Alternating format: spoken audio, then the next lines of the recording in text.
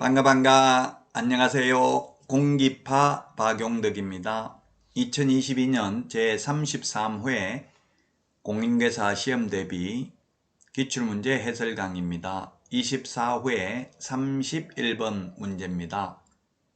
개업공개사 갑이 을 소유의 X 토지를 매수하려는 병의 의뢰를 받아 매매를 중개하는 경우에 관한 설명으로 옳은 것입니다.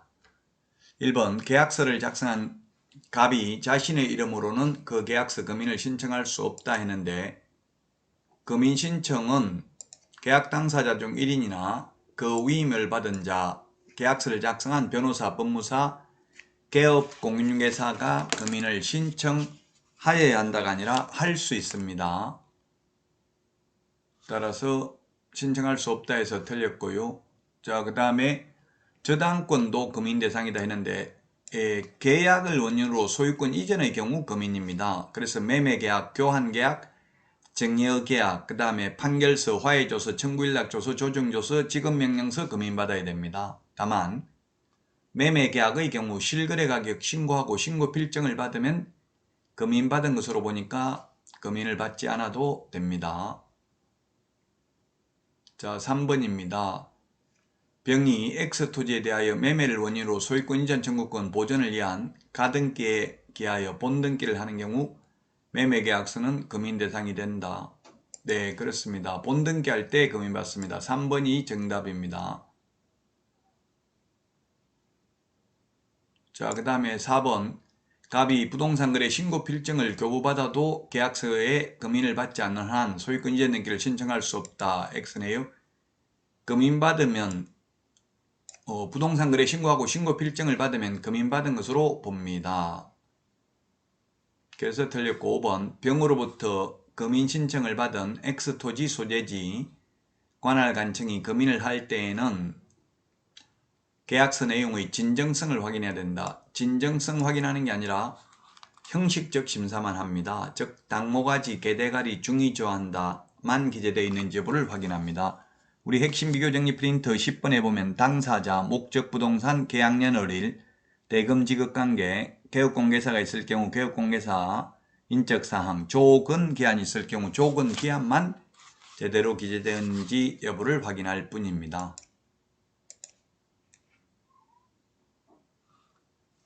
따라서 3번이 정답이 되겠습니다. 자, 다음은 32번 문제입니다. 32번. 분묘에 관한 설명으로 틀린 것입니다. 1번. 문중자연장지를 조성하려는 자는 관할 시장 등의 허가를 받아야 된다. 이게 틀렸네요. 허가받는 게 아니라 신고하면 됩니다. 신고. 개인 자연장지, 개인 묘지는 모두 둘 다 사후 신고고요. 30일 이내. 그 다음에 가족묘지, 문중묘지는 미리 허가받아야 되고요. 가족 자연장지, 문중자연장지는 미리 신고하면 됩니다. 근데 법인묘지나 법인 자연장지는 둘 다 미리 허가받아야 됩니다. 그래서 1번이 틀렸습니다. 허가받는 게 아니라 신고하면 됩니다. 2번. 남편 분묘 구역 내에 처의 분묘를 추가로 설치한 경우 추가 설치 후 30일 이내에 해당 묘지 관할 시장 등에게 신고해야 된다. 예, 묘지 설치 신고죠. 사후 30일 이내 신고입니다. 3번. 분묘기지권은 분묘의 소호와 봉사에 필요한 범위 내에서 타인 토지를 사용할 수 있는 권리입니다. 4번. 분묘기지권은 특별한 사정이 없는 한 분묘의 소호와 봉사가 계속되고 그 분묘가 존속하는 동안 영구무한히 존속됩니다. 그렇죠. 장사 등에 관한 법률에서는 매장기간이 30년이고 한 번 더 연장해도 최장 60년밖에 안 되는데 분묘기지권은 영구무한히 존속됩니다. 그 다음에 5번 지문입니다. 가족묘지 면적은 100제곱미터 이하, 개인묘지는 30제곱미터 이하, 종중, 문중묘지는 1000제곱미터 이하, 법인묘지는 10만 제곱미터 이상이고요. 가족, 종중, 문중, 법인묘지 안에 들어가는 분묘 1개의 점유 면적은 10제곱미터, 합장은 15제곱미터를 초과할 수 없습니다. 따라서 1번이 정답이 되겠고요. 자, 다음은 33번 문제입니다. 33번.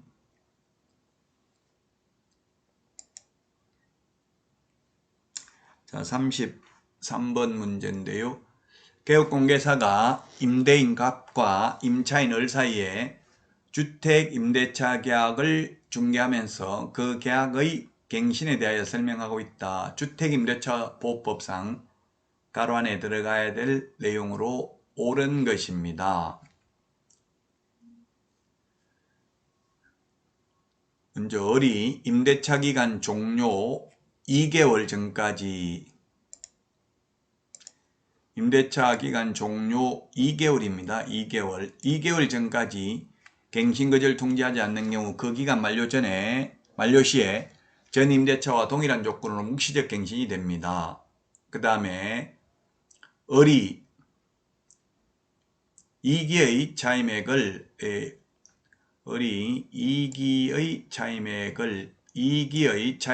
연체한 경우에는 묵시적 갱신이 허용되지 않고요. 그 다음에 세 번째, 갑의 경우 임대인이죠. 갑이 임대차 기간 6개월 전부터 2개월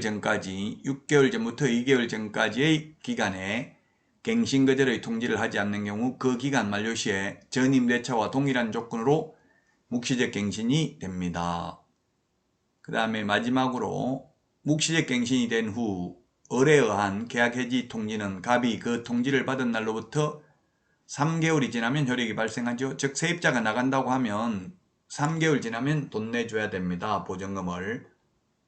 자, 따라서 2번이 정답이 되겠습니다. 2번이 정답이 되겠습니다. 2번이 정답이고요.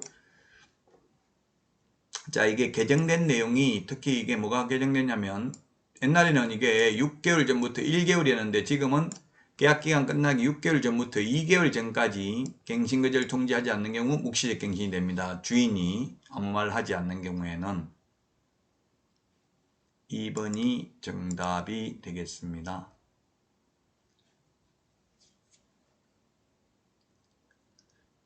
여러분 고생 많이 하셨습니다. 다음 시간에 찾아뵙겠습니다. 안녕히 계십시오. 안녕.